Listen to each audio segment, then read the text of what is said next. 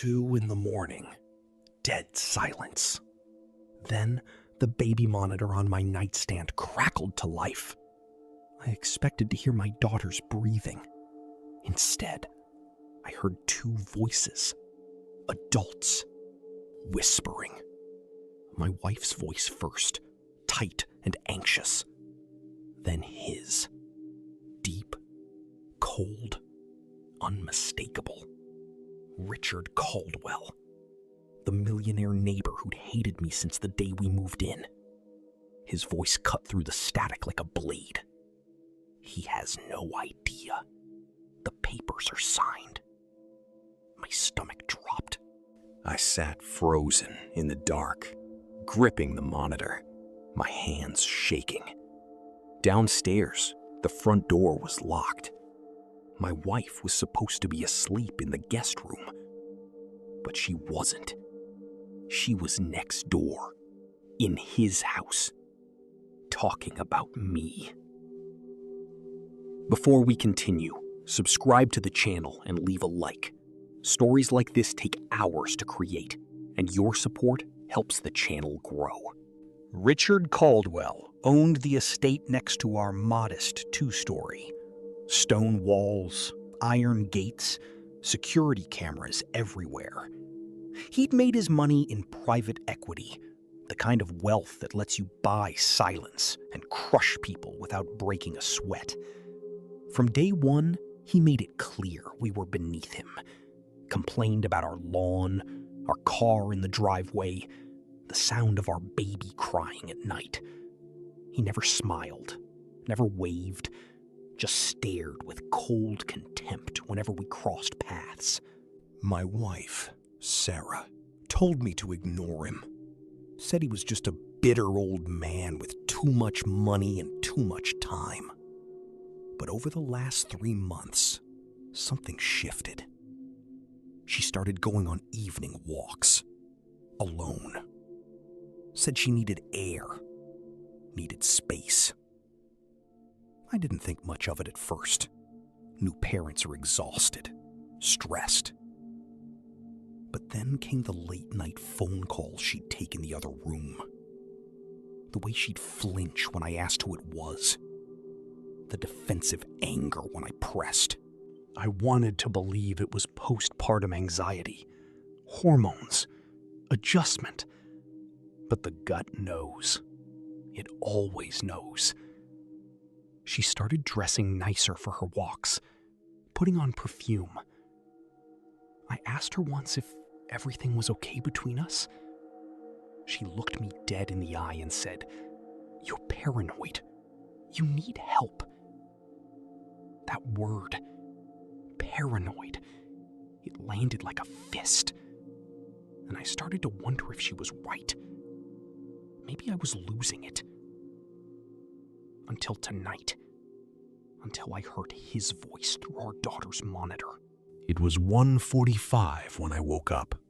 No reason. Just that animal instinct that pulls you out of sleep when something's wrong.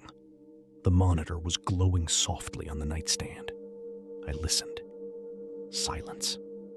Then a faint rustle of fabric. Breathing. Not my daughter's tiny, rhythmic breath. This was deeper. Adult. 2 people. My pulse spiked. I turned up the volume. Sarah's voice came through first, low and strained. He's going to find out eventually. Then Richard's voice, calm and cold. He won't. He's too trusting. Too soft. I felt my chest tighten. I couldn't breathe. He continued. The deed transfer goes through Monday. Your name replaces his on the title. He signed the paperwork himself 3 weeks ago. Thought it was a refinance. Sarah let out a shaky breath. What if he checks? Richard's voice didn't waver. He won't. And even if he does, the lawyer's ours. It's airtight. By the time he realizes, you'll be filing for divorce, and he'll be homeless. Silence. Then Sarah, barely audible. He has no idea. My vision blurred. I sat there in the dark, holding the monitor like it was made of glass. My wife, the woman I'd trusted with everything, and the neighbor who despised me. They'd been planning this for weeks, maybe longer. I wanted to scream, to storm downstairs and confront her. But something stopped me. If I showed my hand now, I'd lose everything. I needed proof. I needed to think. I forced myself to breathe, to stay still, to listen. If you heard a stranger whispering through your child's baby monitor, what would you do? Comment below. I didn't sleep. At 6 a.m, Sarah came home through the side door. Quiet, careful. I pretended to be asleep. She slipped into bed beside me like nothing had happened. My skin crawled. I waited until she left for her morning errands before I started digging. I found the paperwork in her car, tucked under the passenger seat. Deed transfer documents. My signature forged so perfectly, I almost believed I'd signed it myself. The notary stamp was real. The lawyer's name was someone I'd never heard of. I called the county recorder's office. They confirmed the document had been filed, but not yet processed, pending review. I had maybe 72 hours. I contacted a forensic attorney who specialized in real estate fraud, showed him everything. He didn't blink, said this was more common than people think. Spouses, business partners, relatives, all capable of elaborate financial traps. He told me to play dumb. Let them think they'd won. Document everything. Record every conversation if the state allowed it. Build the case quietly. That night, Sarah asked me how I was feeling. I looked her in the eye and said, "Tired, but happy. Lucky to have you." She smiled, kissed my forehead, told me she loved me. I felt nothing, just cold, surgical focus. I'd loved this woman, built a life with her, and she was erasing me like I was a mistake on a spreadsheet. I had to know why, so I kept listening, kept pretending, and waited for them to make their next move. It happened again 2 nights later, 2 a.m. The baby monitor crackled.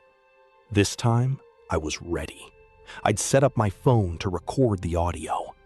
Sarah's voice came through first. "He's starting to ask questions." Richard's reply was sharp. "Then we move faster. I'll handle it." Her voice trembled. "What does that mean?"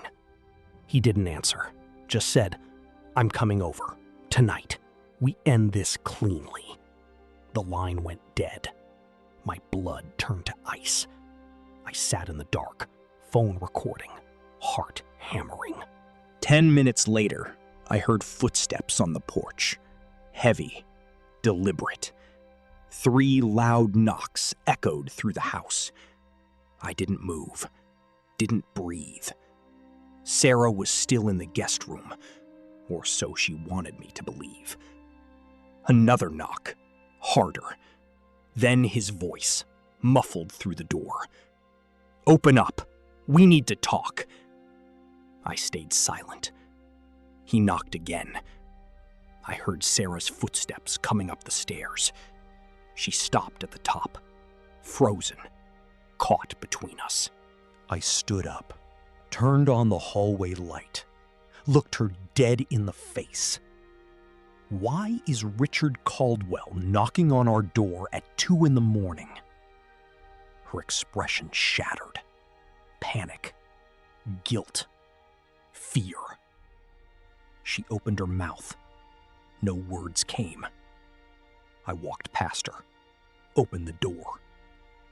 Richard stood there in a tailored coat, face hard as stone. He looked at me like I was an insect. I held up my phone, hit play. His own voice filled the silence. He has no idea. The papers are signed. Richard's face didn't move, but his eyes did. Sarah collapsed against the wall, sobbing. I let the recording play, every word, every detail. Then I told them what they didn't know. I'd contacted the district attorney, submitted the forged documents, filed a fraud report, frozen the deed transfer. And here's the part that broke them. I'd hired a forensic accountant who discovered Sarah wasn't working alone. Richard had done this twice before. Different women, different houses. A pattern. Turns out, Sarah wasn't his lover. She was his accomplice. He recruited her 6 months ago at a charity event I didn't attend. Offered her $200,000 to help him steal my house. She was drowning in credit card debt I didn't know about. He promised her an escape. What he didn't tell her was that he'd done this to his own brother, his former business partner. Both lost everything. Sarah realized too late. She was disposable. The prosecutor loved the case. Richard Caldwell was arrested 4 days later. Sarah flipped on him to avoid jail time, got probation and a divorce.